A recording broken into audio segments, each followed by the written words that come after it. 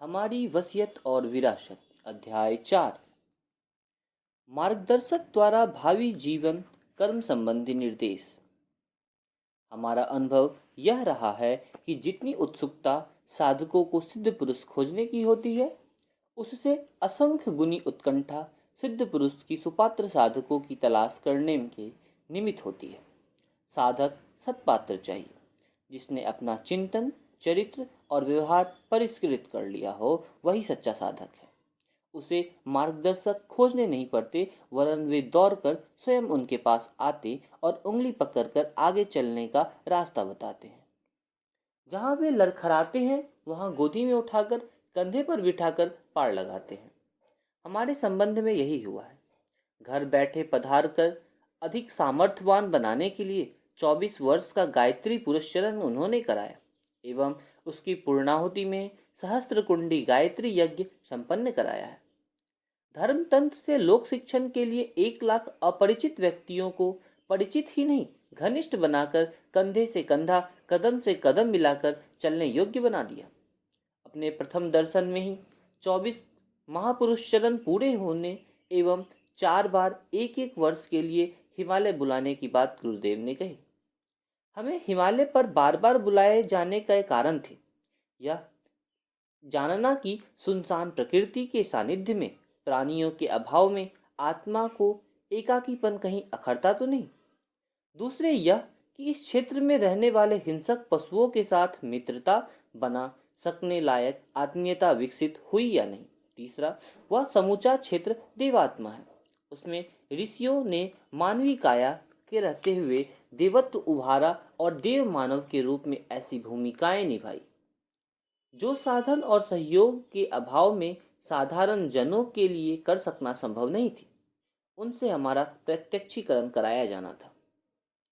उनका मुख्य निर्देश था कि अगले दिनों उपलब्ध आत्मबल का उपयोग हमें ऐसे ही प्रयोजन के लिए एक साथ करना है जो ऋषियों ने समय समय पर तात्कालिक समस्याओं के समाधान के निमित्त अपने प्रबल पुरुषार्थ से संपन्न किया है। यह समय ऐसा है कि जिसमें अगणित अभावों की एक साथ पूर्ति करनी है, साथ ही एक साथ चढ़ दौड़ी अनेकानेक विपत्तियों से जूझना है। यह दोनों ही कार्य इसी उत्तराखंड कुरुक्षेत्र में पिछले दिनों संपन्न हुए हैं। पुरातन देवताओं, ऋषियों में से कुछ आंशिक रूप से सफल हुए, कुछ असफल भी रहे हैं। इस बार एकाकी वे सब प्रयत्न करने और समय की मांग को पूरा करना है। इसके लिए जो मोर्चेबंदी करनी है, उसकी झलक झांकी समय रहते कर ली जाए, ताकि कंधे पर आने वाले उत्तरदायित्व की पूर्व जानकारी रहे और पूर्वज किस प्रकार पांव पेच अपना कर विजयश्री को वरण करते हैं, इस अनुभव से कुछ न कुछ सफलता मिले। यह तीनों ही प्रयोजन समझने, अपनाने और परीक्षा उत्तीर्ण होने के निमित्त ही हमारी भावी हिमालय यात्राएं होनी है, ऐसा उनका निर्देश था। आगे उन्होंने बताया, हम लोगों की तरह तुम्हें भी सूक्ष्म शरीर के माध्यम से अति महत्वपूर्ण कार्य करने होंगे। इसका पूर्वाभास करने के लिए यह सीखना होगा कि स्थूल शरीर से हिमालय के किस भाग में कितने समय तक किस प्रकार ठहरा जा सकता है और निर्धारित उद्देश्य की पूर्ति में संलग्न रहा जा सकता है। सहज शीत ताप के मौसम में जीवन उपयोगी सभी वस्तुएं मिल जाती है। शरीर पर भी ऋतुओं का अवश्य दबाव नहीं पड़ता, किंतु हिमालय क्षेत्र के असुविधाओं वाले प्रदेश में स्वल्प साधना के सहारे कैसे रहा जा सकता है, यह भी एक कला है।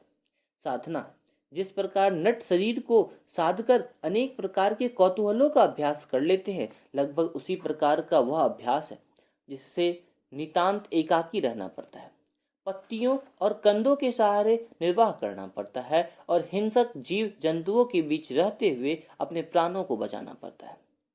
जब तक स्थूल शरीर है, तभी तक यह झंझट है।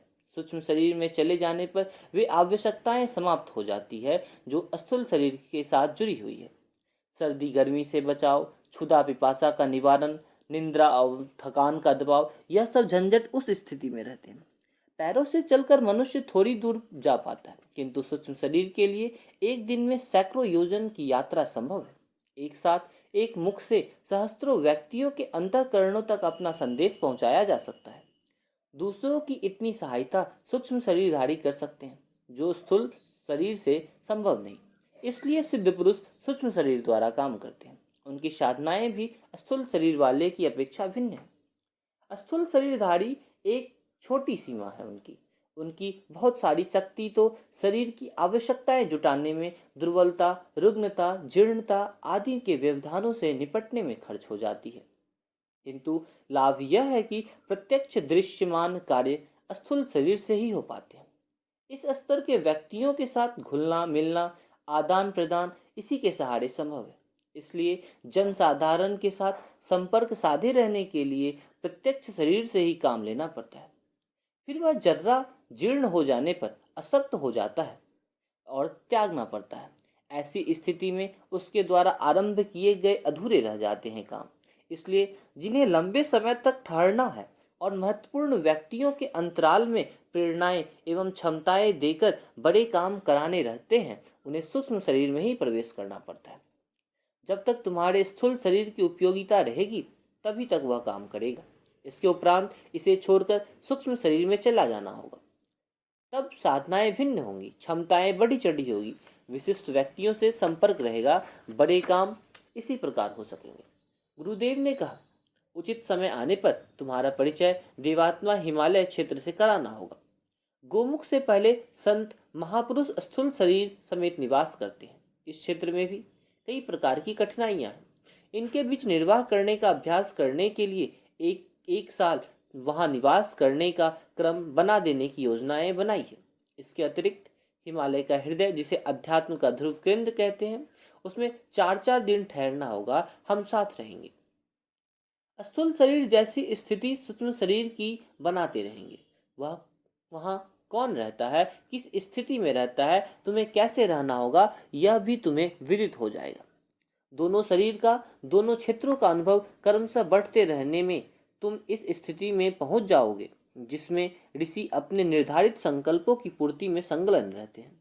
संक्षेप में यही है तुम्हें 4 बार हिमालय बुलाने का उद्देश्य। इसके लिए जो अभ्यास करना पड़ेगा, जो परीक्षा उत्तीर्ण करनी पड़ेगी, यह उद्देश्य भी इस बुलावे का है। तुम्हारी यहाँ पुरुषचरण साधना में इस विशिष्ट प्रयोग से कोई विघ्न न पड़ेगा। सूक्ष्म शरीरधारी उसी क्षेत्र में इन दिनों निवास करते हैं। पिछले हिमयुग के बाद परिस्थितियां बदल गई है।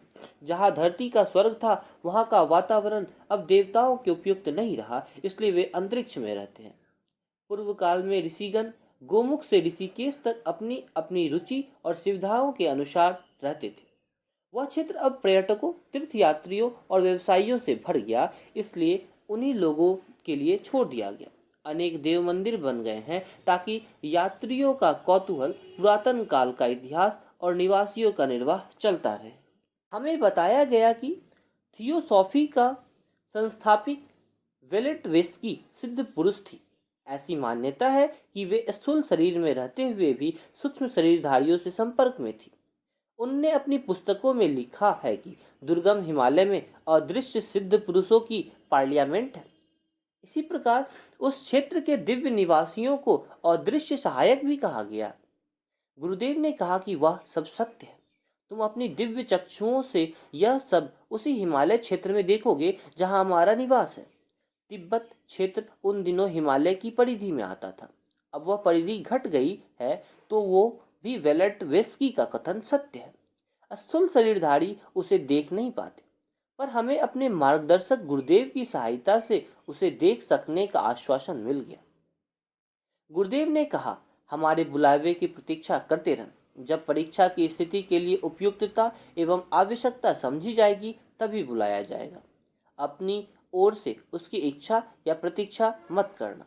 अपनी ओर से जिज्ञासावश उधर प्रयाण भी मत करना। यह सब निरर्थक रहेगा। तुम्हारे समर्पण के उपरांत यह जिम्मेदारी हमारी हो जाती है। इतना कहकर वे अंतर्ध्यान हो गए। गायत्री तीर्थ, शांति कुंज, हरिद्वार।